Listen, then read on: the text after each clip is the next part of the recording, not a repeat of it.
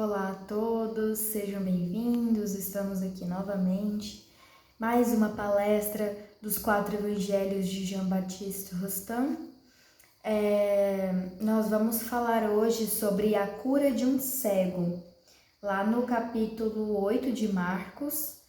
Mas primeiramente vamos iniciar, como sempre, com a nossa prece. Vamos pedir através dessa oração que Jesus abençoe o nosso dia, que Jesus possa cuidar de todos nós. Que no dia de amanhã estejamos sintonizados com a espiritualidade e que possamos emanar amor. Senhor Jesus, ampara todos os corações aflitos, todos que necessitam de esclarecimento e do devido consolo, para que recebam remédio para as suas dores e seus males.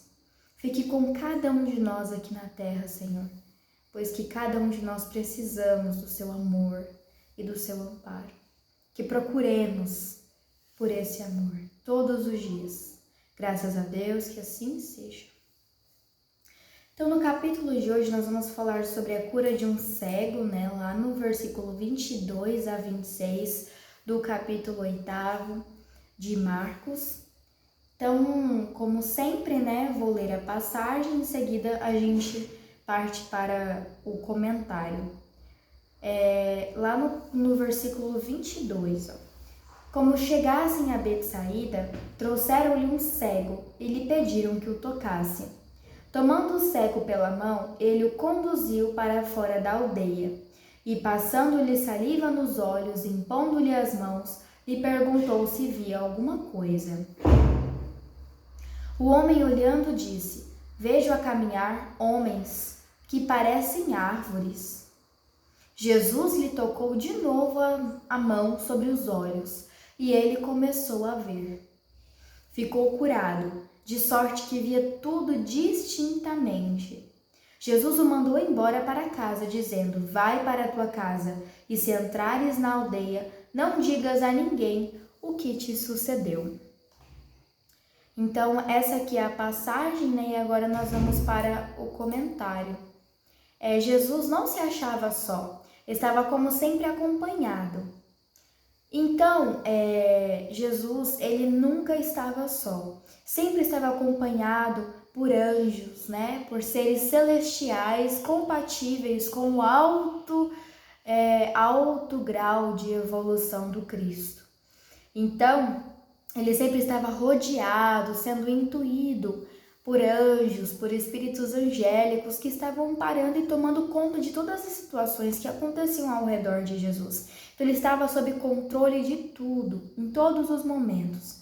Então, cada uma das curas de Cristo, elas foram conduzidas e cada uma delas tinha um aprendizado moral. E aqui nós vamos tratar de termos muito ligados ao magnetismo e à mediunidade, tá? Da primeira vez que Jesus impôs a mão sobre aquele homem, ele deu a ele a vista espiritual.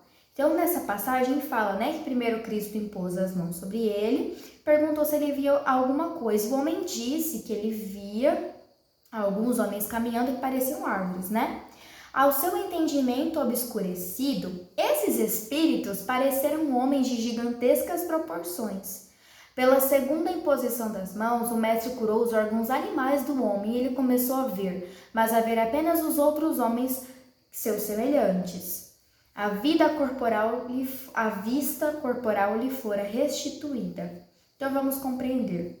Na primeira vez que Cristo tocou os olhos daquele homem, ele deu a ele a vista espiritual. Então, ele conseguiu ser vidente, ele conseguiu o fenômeno da clarividência, onde ele via os espíritos que estavam ao redor do Cristo, que ele tinha como gigantes, que pareciam árvores porque eram muito grandes. Mas é porque o homem era muito pequeno, espiritualmente falando. Então, todos os outros espíritos superiores a ele pareciam gigantes.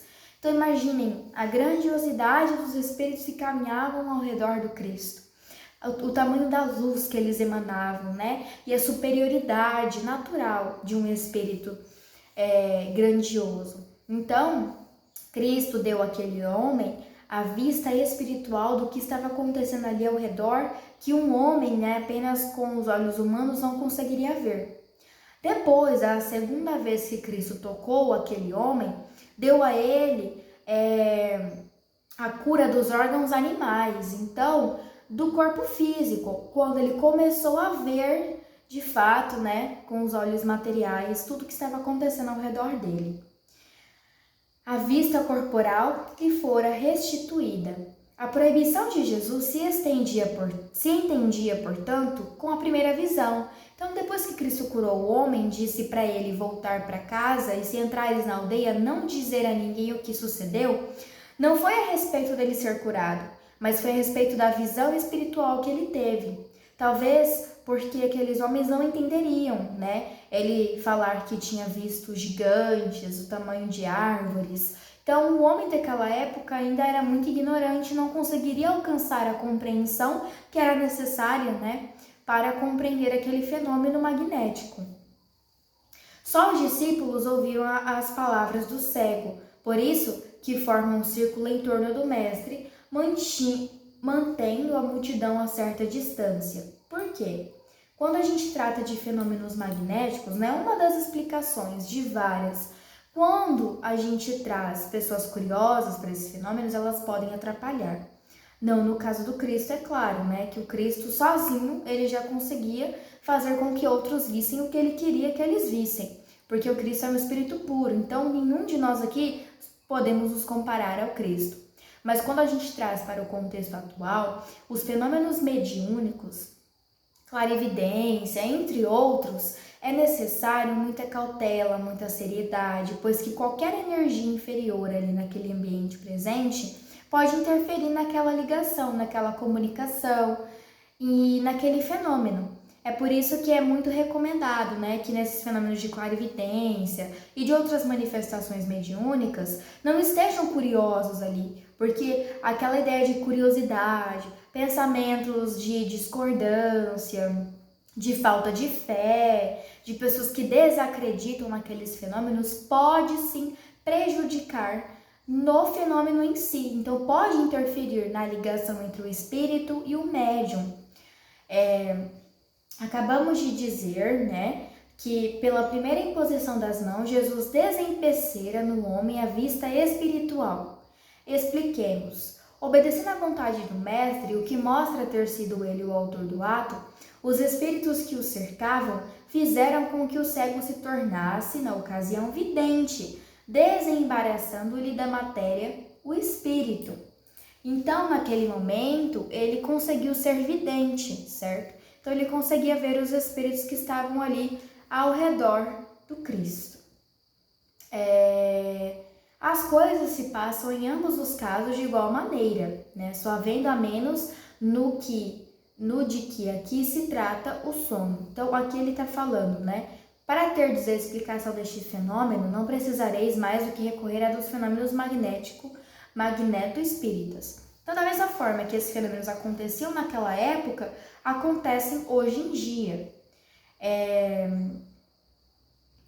Olha só, falando dos fenômenos magneto-espíritas, não aludimos aqui unicamente a magnetismo espiritual, mas também ao magnetismo humano, empregado com o fim de desenvolver a vista espiritual. O espírito, pelo contato com os fluidos humanos que o cercam, adquire maior força. Seu perispírito, forrando-se, por assim dizer, com os eflúvios perispiríticos que o rodeiam, pode subtrair-se ao corpo que o envolve, o que permite recobrar momentaneamente alguma liberdade. A gente tem que lembrar que o espírito que está dentro do corpo encarnado, ele está como que aprisionado, porque a matéria, ela diminui muito as sensações do espírito, ela vai transmitir as sensações muito mais brutamente para o espírito. Então, é como que a gente pegar uma luva e colocar na mão. A mão vai ficar bem menos sensível ao tato, certo? Uma mão que toca alguma coisa gelada vai sentir bem mais quando toca diretamente, mas estiver com uma luva, não vai sentir tanto, né, aquele objeto gelado. Da mesma forma, o espírito, quando está dentro do corpo físico, ou seja, quando está encarnado, ele sente muito menos, né, a presença e todas as sensações exteriores, principalmente sensações espirituais, porque a matéria é como uma prisão que vai diminuir as sensações do espírito. Então, quando acontece esse fenômeno, né, o perispírito fica mais livre, então ele recobra momentaneamente alguma liberdade. O magnetismo ainda ensaia seus primeiros passos. O homem tem por demais desprezado o poder que o Senhor lhe pôs nas mãos. Aqui é muito importante nós ressaltarmos isso. Quando nós falamos sobre mediunidade, né? A mediunidade, ela é a capacidade de uma pessoa encarnada de se comunicar com os espíritos. Então, é a comunicação entre o mundo material, é o mundo da carne, e o mundo espiritual, é o mundo dos espíritos. O médium vem justamente disso. O médium é o medianeiro. Ele é o meio pelo qual essa comunicação vai acontecer. Então, a mediunidade, ela é descrita como um dom divino, um dom de Deus dado a nós. Claro que quando nós falamos sobre dom, não temos que interpretar como algo fantástico, como algo supersticioso. É algo, assim, racionalmente explicável, cientificamente compreensível. Quando a gente usa o termo dom, é justamente para justificar que isso deve ser usado de uma forma divina, que essa faculdade todos nós temos e deve ser usada de uma forma útil para os trabalhos de Deus, não de formas egoístas. Exemplos disso, muitos de nós utilizamos ainda a mediunidade para proveito próprio, para dar consultas, para arrecadar dinheiro, para objetivos de cunho egoísta, né? Nós temos pessoas que ainda utilizam a vidência, que ainda utilizam a capacidade de olhar o futuro para fazer casamentos, para desfazer uniões, para causar coisas ruins, para causar atritos, para consumo próprio mesmo, para ganhar dinheiro através daquilo. Porém, quando a gente vê, né, que a mediunidade é um dom divino, nós temos que usar para o bem, para a caridade, para amenizar a dor alheia. Nós temos como exemplo, né, Chico Xavier, que Chico, ele tinha, entre as várias mediunidades, ele desenvolveu a psicografia. E ele fazia trabalhos, né, de mensagens trazidas do plano maior, do plano espiritual, a pessoas encarnadas ainda que perderam seus entes queridos. Então, por exemplo, um filhinho, né, que morreu antes da mãe, antes do pai, vinha e trazia mensagens através da mediunidade do Chico. Então, ele utilizava de forma sublime a mediunidade dele. Porém, ainda usamos de uma forma muito negativa, de uma forma muito elitista. E a gente vê isso em vários lugares, né? Pessoas que usam os médiuns para consultas, para coisas frívolas, para coisas fúteis, para coisas do dia a dia, formas de ganhar dinheiro, forma de ganhar poder, consultar como eu posso ser dono de uma grande empresa. Então a gente usa ainda para coisas frívolas, coisas fúteis. Aí que nós temos que lembrar que os grandes espíritos, eles não se ocupam com frivolidades. Então, quando a gente vê fenômenos assim, onde as pessoas consultam, é porque não tem espírito superior naquele fenômeno, né? Divulgando o nosso futuro, falando assim, um dia a gente vai ser rico, o que a gente tem que fazer para ter sucesso na vida. Não, os espíritos superiores não se ocupam disso, né? Eles se preocupam com atividades edificantes para bens coletivos da humanidade. Eles carregam a humanidade em direção a graus evolutivos superiores. Então, temos que tomar muito cuidado, né, sobre como nós utilizamos a nossa mediunidade, não ficar dando consulta, não utilizar de uma forma fútil. Olha aqui, o magnetismo não constitui um jogo para divertimento dos curiosos. Não é uma ciência ligeira destinada apenas a aliviar alguns sofrimentos. Então a gente está ali com alguma preocupação, com alguma indecisão, qual o número da Mega Sena que eu jogo? E a gente vai lá e consulta. Não deve ser usado assim, para aliviar apenas alguns sofrimentos. Não, se for para aliviar, que seja de uma forma coletiva, né? Que utilizemos em prol do bem comum, não pensando em nós. Não utilizando o nosso egoísmo e o nosso orgulho. É um estudo grave, profundo, que reclama para se tornar mais proveitoso ilimitado desinteresse, fé viva, inesgotável amor ao próximo. Então, olha só, para ser proveitoso, o magnetismo tem que ter ilimitado desinteresse. Então, não deve ter interesse pessoal nenhum quando a gente utiliza o magnetismo. Fé viva. Então, para que esse efeito, para que esse fenômeno aconteça, para favorecer essa faculdade, a gente tem que ter fé. Não devemos ter pensamentos de dúvida, de curiosidade, de falta de fé, descrença. Tem que ter fé. E inesgotável amor ao próximo. Então, temos que usar como remédio que alivia a dor do próximo. Olha só, Jesus, ele aliviava a dor de leprosos, aliviava a dor de alguém que não conseguia enxergar, que não conseguia andar, que não conseguia falar, ouvir. Então, Cristo usava para aliviar a dor do próximo. Pessoas que eram pecadoras, né? Todos nós somos pecadores. Ele utilizava como ato de misericórdia de Deus para aliviar a dor daqueles que já mereciam, né? Ter aquele sofrimento aliviado. Então, com esses 3 auxiliares podereis, homens, colher ousadamente os frutos da árvore da ciência. Repelireis horrorizados o mal e caminhareis a passos largos na senda do progresso. Então é isso, né? Aqui a gente vê mais uma vez a ciência explicando o espiritismo explicando ciência, porque caminham juntos, né? Filosofia, religião e ciência.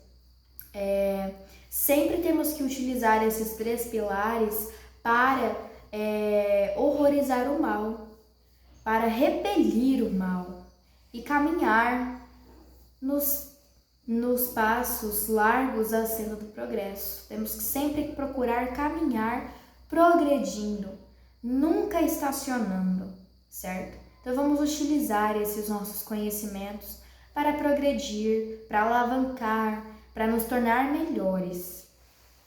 Então é isso, nosso estudo de hoje foi esse. Vamos finalizar com uma prece, fechando os nossos olhos e agradecendo a Deus pela oportunidade desse divino conhecimento sobre magnetismo.